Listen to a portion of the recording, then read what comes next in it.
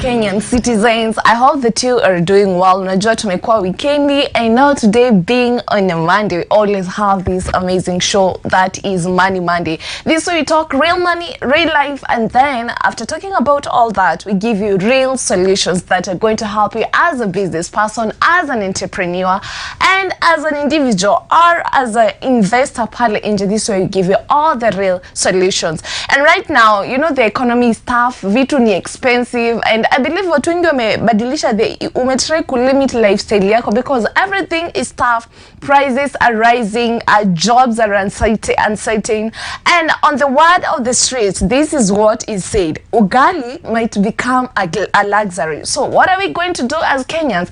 And again, let's talk about the upcoming budget. If the budget doesn't go your way, if the budget doesn't favor you, what are you going to do? So the big question is, what do you have that you can use as a person yenye itakusaidia? And that's why today I will be diving into a topic on how you can turn your skills into business income. Whether you're good at braiding, whether unajua kunyoana, these are skills that we have as individuals. But how can you turn them into business income? That is what we'll be figuring out today. So, piece of advice: take a notebook and a pen, ready to learn.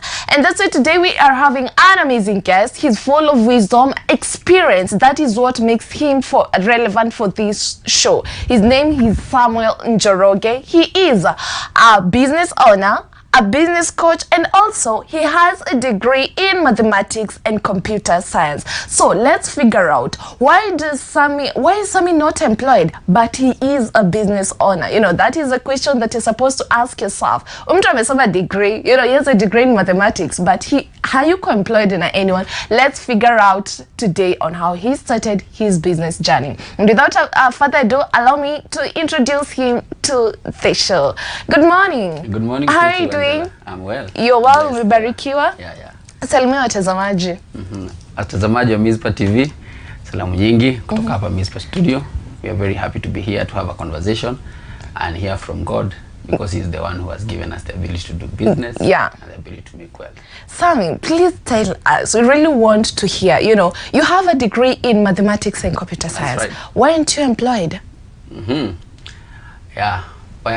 It's by choice. It's by choice. It's not by circumstance. It's by choice. I decided to do business. Yeah. So, unataka kuniambia the moment ulisoma the 4 years in campus, you didn't have this mentality that nitamaliza nikuwe employed in this field that nimesomea? Yeah, actually by the time I was second year that year, I knew I'm going to be in business, because I used to do business in school actually, by the way, for upkeep. Yeah. It's a good story. Actually, we were going for Ezra conference, those who know, in Christian Union. And I used to wear good clothes. When I went there, they asked me, how are you? Mbona uko smart hivi? And then I told them, if you give me a price, I can bring you such things. Yeah, so from that, I got orders even before I went to campus. So I sourced the things, and then I supplied to them, and I got my whole upkeep for the whole semester. So when you don't regret the 4 years that you learned in campus, because watu wengi wana assume that nikisoma 4 years nitaenda niajiriwe, but for you ulimaliza then ukaanza kazi yako. Don't you feel like ungeanza hiyo kazi 4 years before when the campus, it could have been beneficial? Because that is the mentality of many people out there. Campus is important. If the Lord gives you an opportunity to go there, it's important, because you are going to meet different people. You're going to meet people in different societies. You're going to see different things, and also it's going to grow your mind, okay, so that you can be able to handle what is coming here, because business is not a walk in the park. Yeah, so campus prepares you for what life's come. If you don't get an opportunity to go to campus, yeah, where you will start, now the Lord will help you from there. Yeah, so for me, it's not a regret. Actually, it's something that has been a backbone for me, because that's where I understood that I can be able to provide something to people at price. Yeah. Okay, so mpendwa mtazamaji, the objectives that you have today will help you understand the business potential that you have, because kuna skills zenye uko nazo, they can be monetized. Then secondly, we're going to help you understand what is the definition of business income. What is the difference between a salary and a business income? Then thirdly, we'll help you understand the skills and the mindset that are needed in order to generate this income that we are talking about. I still be talking about the business model that is needed, especially in this century. That is what we'll be talking about. That is branding and other things. So, Mr. Samuel, yes. Help us understand what are the simple ways that people can identify their skills so that they can monetize them. Okay. First of all, I think we are speaking from a Christian perspective because there are so many knowledge out there. It is important, but for us who are born again, it's even to our advantage because it's easier now. How? It's easier because we have the help of the Holy Spirit. Yeah, you know, sometimes Christians, you think the Holy Spirit is only for spiritual matters, but if you understand business is spiritual, you know why the Holy Spirit, you need him every day in your life. So how will you know the skills that you have? Okay, one thing is you can do a self-evaluation on yourself. What am I good at? Yeah, what am I good at? That is asking yourself, unajiuliza yani swali, honest questions. Who am I? I am Angela. Like for you, you are good with people. You speak to people, so your business can be in media, which you are doing actually right now. Yeah. So another thing, the skills can also be acquired. You can also acquire skills. These skills you can acquire through mentorship. Some of the skills that many people get them is through our parents, maybe our relatives and our friends. You know, your whole life has been shaping you to who you are today. And one thing that I love about God, he doesn't waste an experience. Maybe it's an employment you had somewhere. You're never paid well, but you got something. I mean, you got something. You got so something. It's never about the money. It can be about the money sometimes because maybe you wanted to cater for your needs, but maybe you are employed somewhere as maybe in a hotel as a chef. Then something happened and then you quit the job. But now that skill, you have already forgotten about it. So one thing that you should do is you should look at your life. What have you been doing? Like for me, what I'm doing right now is what I saw my parents do. Wait, is what you saw your parents do? Actually, it's what they do even till now. Irrespective of me doing my whole thing in computer science and everything, I found what my parents were doing to be more satisfying to me. So it's just by observation. We say that kids learn so much by observation, not by what they You followed the route of your parents. But I'm doing it better in a bigger way. So if you can observe your life, you will know what you are good at. There are people who have been growing in a farm. Yeah, hizo kulima. It was very bad. At those times you used to look like it's unfair. Yeah. But now you have been educated, you learned, you know how to use technology, how to use fertilizer. You can even farm without you holding a jembe. But you have the experience. You remember the farm that you used to go is like 10 years of experience in a farm. So that makes you so good at that. For me, I was in a cloth industry. My mom used to do mtumba in the like a small mtumba there. So that has been years of experience I've been gaining without even me knowing.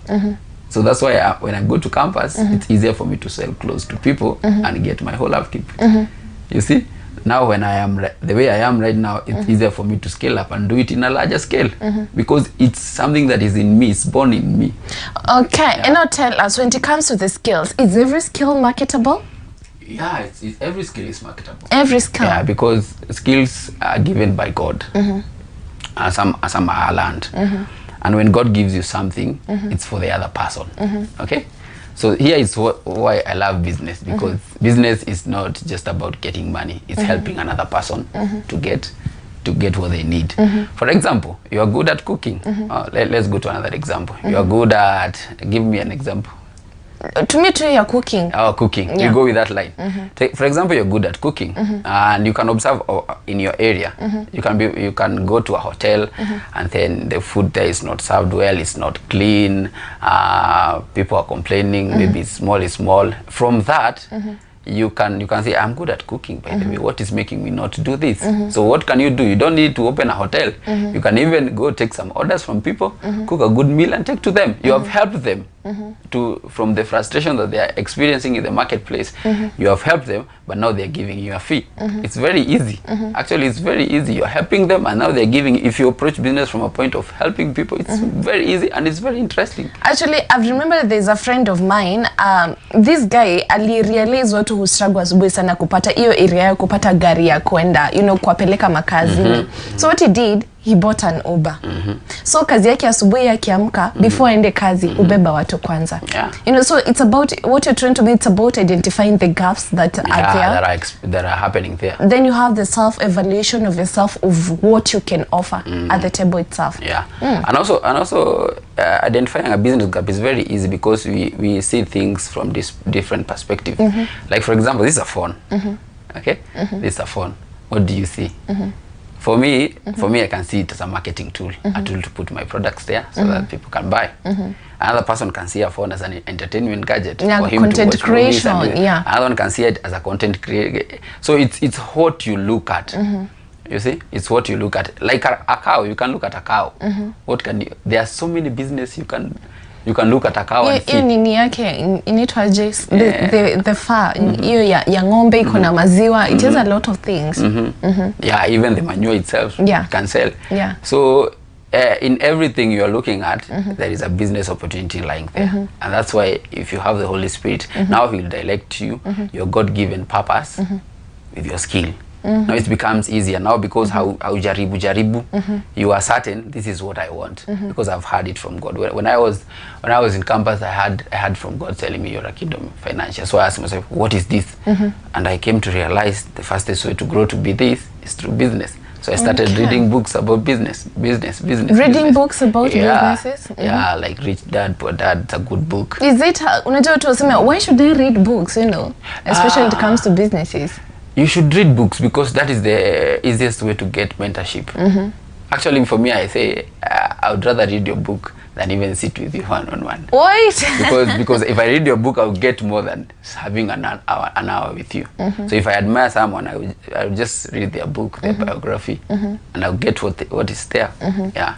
So for our viewers, as you have heard, just sit down, have a self-evaluation of yourself. What are you good at? Secondly, anza kuangalia kwa hiyo area yenyu. What are the business gaps zenyu ukiangalia you feel like I can do this best, you know, kama ile hoteli wapeni chakula nzuri and you know you're good at cooking. Why don't you start, you know, the same kind of job and better the services that you're doing? Alafu tena ametuambia other skills they are acquired or learned in different places. So as we continue, Mr. Sammy, I really want you to explain to us why is business income very important in today's economy. Mbona mtu assistik sana na employment and they start have this entrepreneurial mindset. Employment is good because employment leads to your dream. Very few people get to their dream by just staying to employment. Because you see, when someone retires, now they ask, what am I going to do with my life? Now ama kazi ishe. Ama kazi ishe because saizi inaisha haraka sana. Employment is good, but it should fuel you to your God-given dream. Yeah, it says that 8 to 9 is for your 8 to 5 is for your employee, is for your employer, but 5 to 9 is for you. Wait, repeat that again. 8 to 5. In terms of time, right? In terms of time, it's for your employer. He owns you. He's giving you money for your time. Remember, he's living his dream. Oh my goodness, he's living your dream. You're not living his dream. Yeah. So he's paying you because his dream is now bigger. He needs people to help. So he hires you. Yeah. So and it's good. By the way, it's good because we all start there. Yeah. I've also been hired somewhere. We all start there. Okay. Now he gives you the money for your time. So what privilege do you have? You have only from 5 to 9. So you have to do something for yourself. Because you should love others as you love yourself. So if you're not doing something for yourself, so people are supposed to have this mindset shift here. Apart from actually, nilikuwa sema kitu ingine limeandikwa, I say time people to stop living in paychecks. Or pia huyu mtu alikuwa anasema, could it be possible that people there's a cost of having your own business, that's why people find it hard, and huyu mtu anasema let me just take to salary? Could it be? I think it's from how we've been brought up. You know, go to school, get a good job, get a good car, get a work. Yeah, that is what people are told. It's an easy path actually, because you're not making any decision the downfall or the upfall of that business. You're not paying anyone salaries. You're not paying government taxes. You're not, okay, business government taxes, you're not paying employees. So you're not making a lot of decisions. Is that a good mentality? Because even parents wanaambia watoto wewe enda shule, ukienda shule umalize campus uko employed. Is that a good mentality? It's good, but it is not the best. It's good, but it's not the best. We are not trying to downgrade anything or saying this one is better than this one. But what we are saying is that you wherever you are, God has given you that opportunity. Even the Bible says obey your masters. But as you are there, desire to be also a master. Okay, desire to be also a master. Desire to have a good life. Yeah, desire to have your own free time, your own money to spend with your wife, but mostly desire to have time with your children and your wife. And and tell us, what is this mindset shift that it's needed for people to have an entrepreneurial mindset? What ni mindset shift gani watu wanafaa kumake? Because it feels like, sasa hiyo example tumetoa, if I'll be in a business alafu ishe, what am I going to do? It means that I need to shift my mindset to doing something else. Like for example, you can work to someone with doing like what? You're working in Java. Let's say you're working in Java. Do you know you can have a business even without quitting your job? Wait, you can have a business without quitting your job? How? Because business is just helping people. If you love people, if you love people really sincerely, you'll be rich. You have money because you, for example, you're in Java, okay, or any other big hotel, okay. You have experience. What you can do consulting to other small hotels. Oh my goodness, that is a business, you know. That's a business, and you are not doing it at the time of your employer. So it's not going to affect your contract. So maybe in your weekend and in your Saturdays, you just help someone else to grow their business, and they pay you for the time because they don't have the experience, but you have the experience. So that's why you're saying everyone can do business. Okay, everyone can do business. Yeah, you are a teacher at a school, so you know how to run a school. And there's another person, an investor, doing what? Coming up with a school. He doesn't have the experience, so you can share the experience and get money. That's a stream of income in your teaching fraternity. In your teaching, you have not gotten away from what you do. You have just offered consultation, and you've been given something for it. But what could be that one thing that is pulling people behind from having this mindset entrepreneurship? I think. The greater thing that we can do is to think we just comfortable. You can say we are just satisfied. Oh, people are just satisfied. Yeah, we're just satisfied. And maybe you're waiting for the government. You're waiting. You don't have something to drive you. A dream? Can you say they don't have dreams? Yeah, maybe your dream. You know, you can dream. Maybe your dream was to get that job. Now it has been fulfilled. So what? Okay, and now how will they, because we have 1 minute, you know, one answer, how will they stop being comfortable? Yeah, it's like now finding what the Lord wants for you, or because that is very good, because what the Lord wants for you is so big. It's so big. So if the Lord wants you to open a school and you're a teacher, then your mind will shift, because now you have a bigger perspective to life. Yeah, because an employment can only do a little, but an entrepreneur can do great things. Wait, an employment can do little, but an entrepreneur can do great. Yeah, you can do great. And that is what you have learned. For you, is that what you have experienced in your area of working? Yeah, you can help a lot of people. Not only by giving them giving them goods and services. For me now, I have people who I work with in the same line that I'm doing. I have some like 10 people, 5 people that I'm mentoring to be like me. You see now. So you can help a lot of people.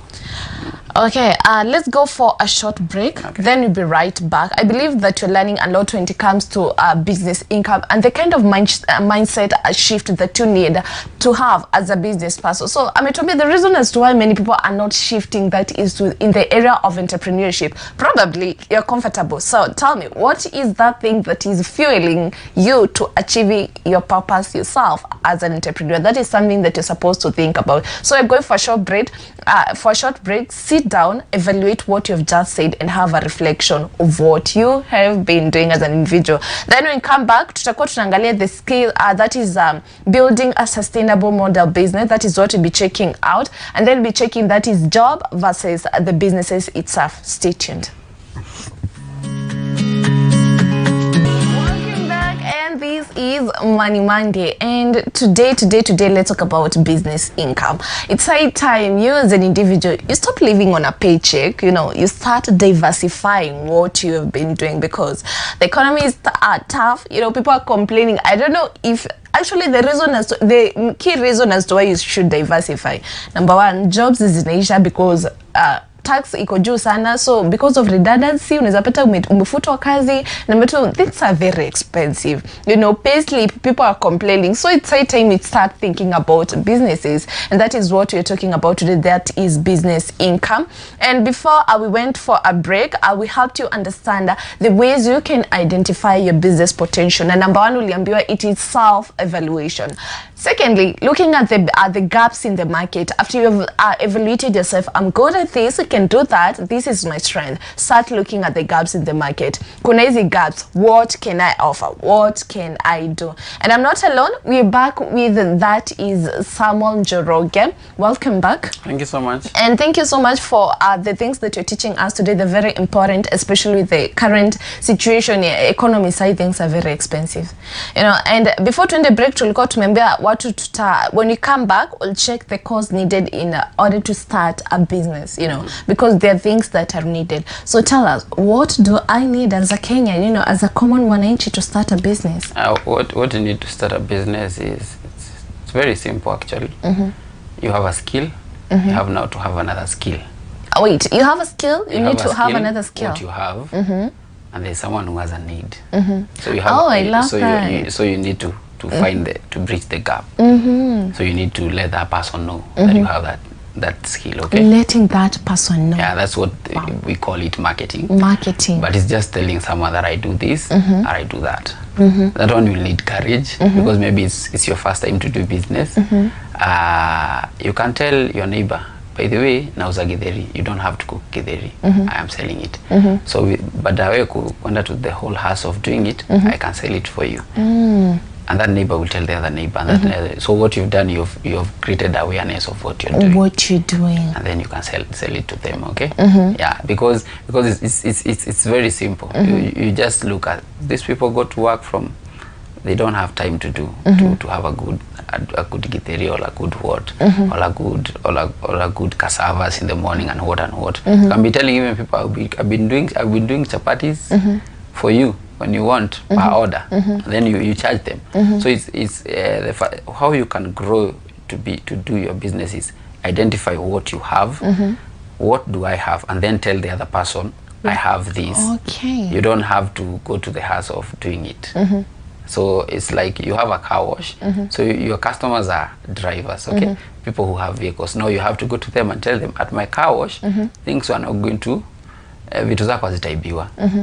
Gari yako nitakuzia vizuri, ukikunywa gari nitakupea coffee hapo, nitakupea gazeti hapo. You see now, you're now creating something, a comfortable environment for them, but you have to talk about what you do. You have to talk about it so much in your status, in everything, in your Facebook page, in your TikTok, in your everything, everywhere you are. Actually, you should stop being ashamed of yourself. Yeah, whatever you're doing, it's great. No matter how small it sounds. Yeah, there's nothing small. There's nothing small in the world of business. It's small because your mind is telling you about the local village. But let me tell you, it's all about distribution. A sweet, isn't it? It's a small thing. It's 5 bob. Yes. But why are those companies growing? Because they are thinking nationally. Business, you have to think about people. That is what distribution. If you're doing githeri for 10 people, you can look at it as small. What if you are doing githeri for 1,000 people? Okay, that is the kind of mindset that we need as people. As Kenyans, this is what we need to hear. I love the way you're bringing it out. You said you really need marketing. Please make us understand. Then, unajua kuna mtu atasema, I've done marketing, I don't need branding. What is the difference between marketing and branding in a business? Okay, marketing is just telling people that I am there. I have this, I have this. That's why you see big brands never stop to market. Why? Because because they know you can forget them. Coca-Cola is one of the biggest company, but it still does marketing. Why? Because they don't want you to drink water. Because water is the biggest competitor. It's not even Pepsi, it's water. Because they want, whenever you're getting thirsty, you take a soda. So that's why every day they will advertise.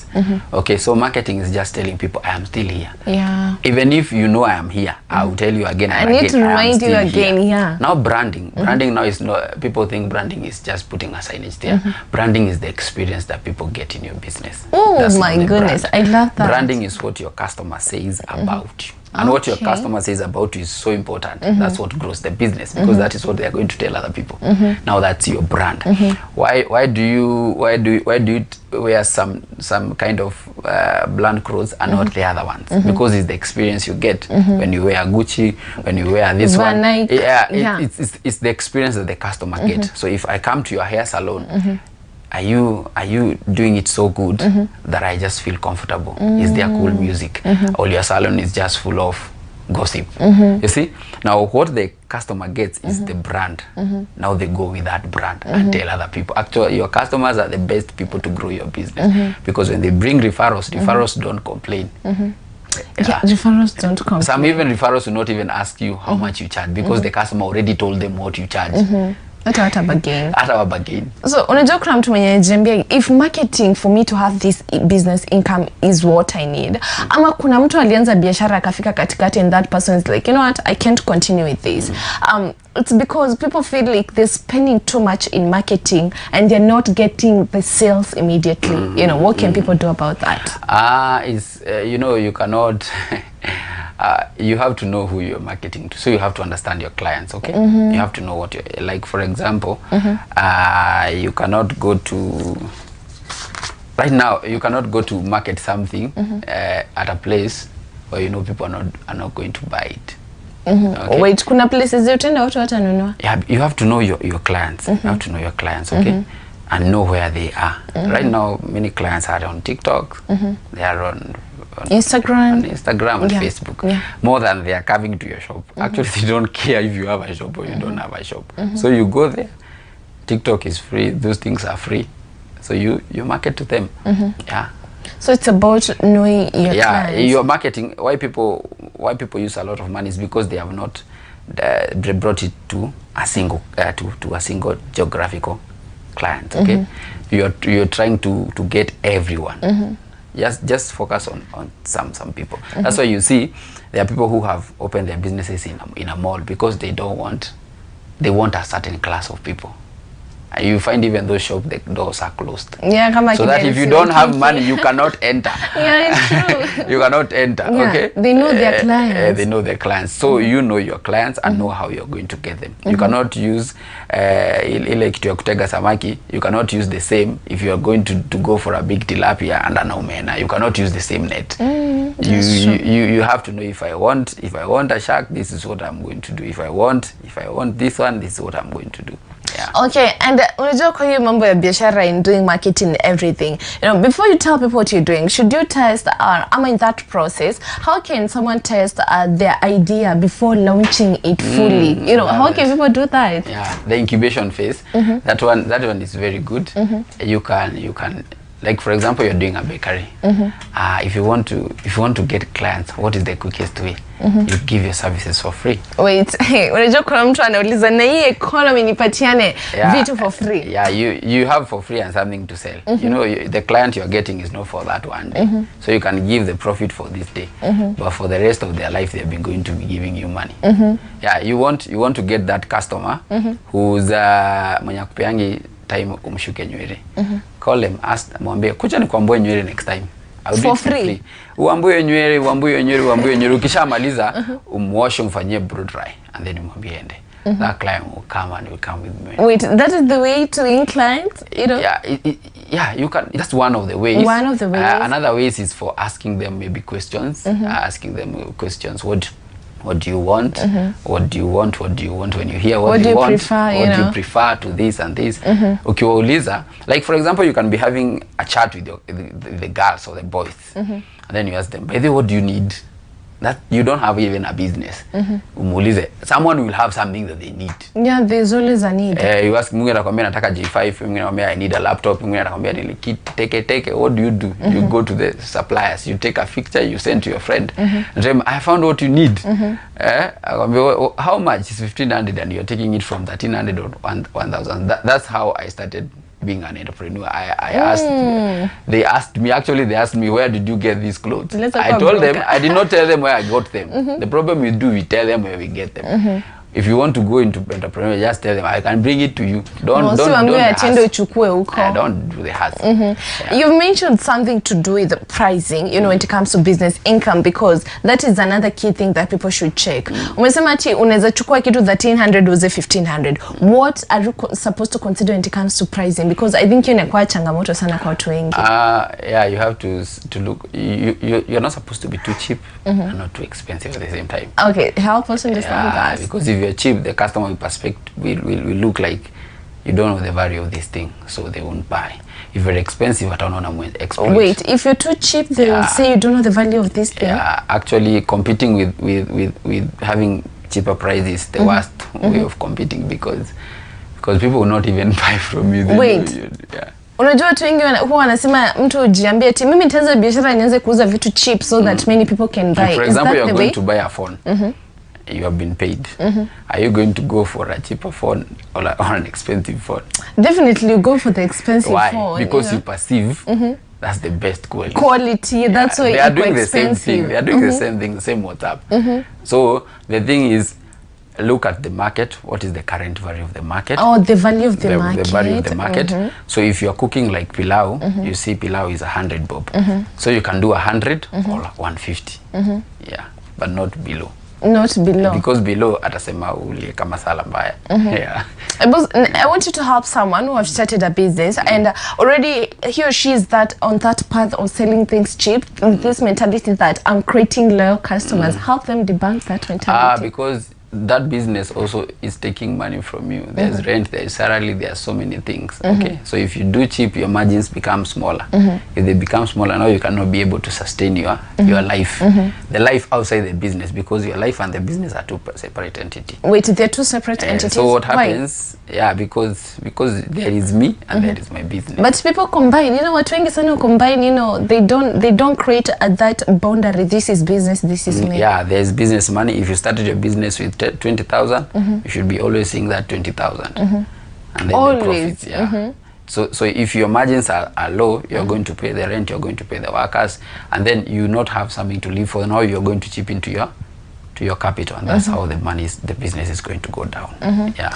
Wow, I love that. I believe that you as an individual out there, you are learning a lot ikifika kwa mambo ya biashara. Number one, being cheap doesn't create loyal customers. You know, that is what he has helped us debunk that mentality. Alafu ametuambia when it comes to the pricing of that is your product, angalia market value on how things are, so that you can price that is your products themselves. And now let's dive into something else. What are the common mistakes when people that people make when they venture into the world of business? Or one that you made? One of the things is looking for opinions from people. Wait, that's the biggest one. Opinions from people? Yeah, you want to go into business and you're consulting with everyone. That person even is not in business. Isn't that okay?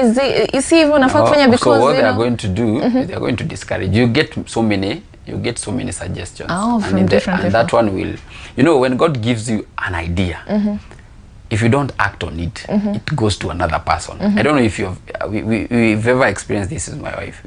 We wanted to start something, and then we just hold the kidogo because we have what is running. Do you know?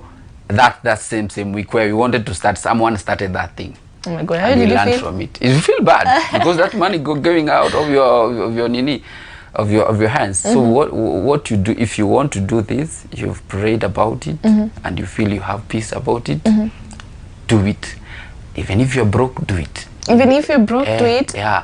Even if you are down, do it. Just do it. How? Even if you're broke, do it? Actually, by then you don't need money to start a business. Wait, you don't need money to start a business? Because people assume I need to have 30,000, I need to have 100,000 to start a business. No, you need money to grow your business, but not to start. For a start, what are you supposed to do? You can start a business even without any cash. How? Yeah, you can come to where I'm doing business, and you can take a picture for three products. Tell me I'm going to market this business and I'm going to sell them, and then I'll give you a discount. So you're going to sell it. That's how I started. You just take a product. I was doing laptop by that time. Wait, you prepare a laptop? I was doing laptop, so I was go to the wholesalers, take the pictures, post them online. Someone request, I get them. Niko ulikuwa broker. It's not. Everyone is a broker actually. Yeah, everyone is a broker. Yeah. Because the farmer who farms is not the one who takes it to the market. Someone who didn't even farm. And maybe this person alichukua hizi vitu kwa farmer bila kumlipa. Mwambie nitakulipa jioni. So he went. He didn't even enter the market. In the market there's another person with money loaded. Yes. Tu alipitia kwa barabara. Anampatia pesa yake, anachukua narudishia farmer. So save the farmer the hassle, but yeah. So you need to know what you want to do, and then do it. You need to know what you want to do, then do it. I love it. You don't need money to start a business. You know, you don't need millions. You don't need to go and take those big loans to start a business. You know, you just have to think out of the box. Is that what you can say? So the money is needed to grow the business, but not to start the business. You can start it anywhere. Actually, if you tell me you want to start a business, you want me to give you money, I will not give you money, because that's not what you need right now. That is not what you need. What you need is... You need to find a client. Okay. Because many people find the product to sell or the service to sell without finding the client. So there is no business. So it means there is a strategy that is needed before a business is started. Do you know actually, you can find someone who wants to build maybe a house. And then you are not a fundi. You find a fundi, you link them, and then you get what you are getting from that, and you're in business. That is one mistake you made. Could you give us more mistakes? More mistake is maybe entering too early. Maybe too early. If you're not good at something. Wait, so there's a time? Yeah, there's time. There's a time. So maybe you want to cook maybe food, but you have not perfected the skill. So if you enter too early, and the world is full of many people doing the same business. If you enter too early, some of them are perfect. Yeah, they are perfect. Yeah. So you have to work on yourself so much, be good at yourself, that we cannot forget you. If you are singing, sing so well. Don't come early. So when you are good, then come. You don't have to enter early. The other thing is focusing on profits over people. Okay, focusing on profits over people. Unajua watu wengi wanajambia business is the main objective, you know, money. Money is the main objective, but people are the one who drive business. Okay. For example, if we all go to heaven right now, all of us, or maybe there are no people, or you go to a place where there are no people, there are only cows. You know, you cannot do business with cows. Yeah. You have to do business with people. So when you think about the money more than you think about the people, then what you have, you'll be greedy. You will want so much money at the same time. Remember, we say don't be cheap, but don't overprice. Be affordable. Okay. So if you look at this person can come and tell you, I don't have the enough money to do this. Okay, you can work on something. You can work on something with that person, so that you just help them, and the money will come. You just give them the solution, the money will come. Don't focus on how much money will I get from this deal. Yeah, because if you focus on that, you will fail to provide the right service that is required. Yeah, so Kawana biashara, to those who focus on the profit so much, there's something that we've been told. Don't forget that those people are the same people who are driving that business, and that's why it's still sustainable after today. And before we have 5 minutes. You can share with us how to build a sustainable businesses, because statistics say that many businesses fail, especially when it comes to the SMEs, within an year, 6 months, and to the macro businesses, they fail at least 3 years. You know, help us understand how as an individual can build a sustainable business. Yeah, sure. What you have said is true. You've done your homework very well. The rate of how people are opening business is high, but living it is very easy. And the life of every millionaire or billionaire, there is a time when they feel they want to give up. Even me, I can tell you, you feel like you want to give up. But the thing is, if you want to have a sustainable business, what you have to do is excuse me, what you have to do is take care of your cash flow. Cash flow management. Take care of your cash flow in the business. Make sure you have money. Cash is like blood to the body. Yeah. So you need to take care of your money. How will you take care of your money when it comes to the business itself? How? For example, once I kukopeshana sana. Yeah. Kukopeshana sana. I can say that. You can say that. Don't do it in depth. Yeah. Like, you know, unajua, many people have this mentality. Nikikopesha mtu sana, especially for a new business, this person will come back over and over again. People think that we are creating loyal customers. Loyalty. Ukimkopesha leo, alafu kesho akuje na haja kulipa, how are you going to pay them? How are you going to have that product for them?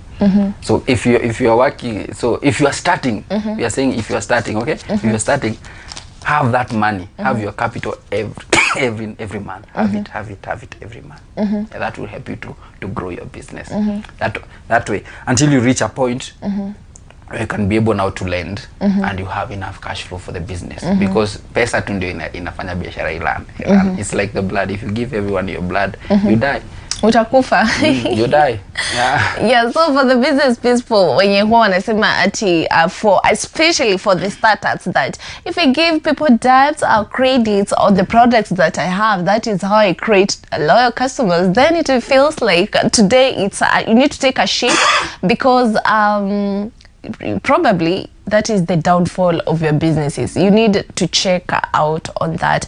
And before we wind up, you can tell us, in the journey of business, you know, being an entrepreneur, what is that one misconception yenye ulisikia kitambo but now you debunked it?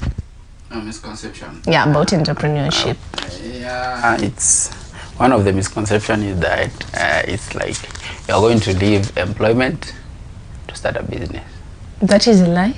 That is, it's hard. It's hard. It's hard. That's why you've said, if you want to start a business, use your 5 to 9. Until now your business grows to where it needs you. Now you can quit your job. But many people who quit their job to start a business, they get frustrated because now business is not a walk in the park. Wait, business is not. So if you want to start a business and you have not been employed, don't go to be employed. Start it there. If you are not employed, maybe you are out of school, maybe you are at home right now watching me, okay? Yeah, start it. Start it the way you're going to. You have said it's not the money you need. You need to find a client. Go and look around. You can even go around and you see someone who wants to fence. And mwambie najua kwenye mbao zinatoka. Akupe pesa uende ununue and you charge a fee. You've started your own business. Yeah, that is a business. Yeah. So it's also you can even have a logistic. You can find a logistic company without even having a vehicle.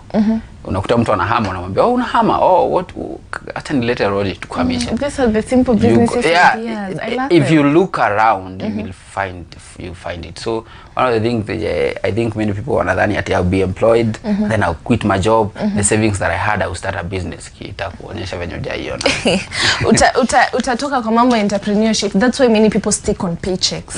Okay, thank you so much for availing yourself for the show. Thank you so much. I believe that wewe kama mpendwa mtazamaji, you have learned a lot, and you can tell where is your business located? I'm in Nakuru, a place called Mawanga.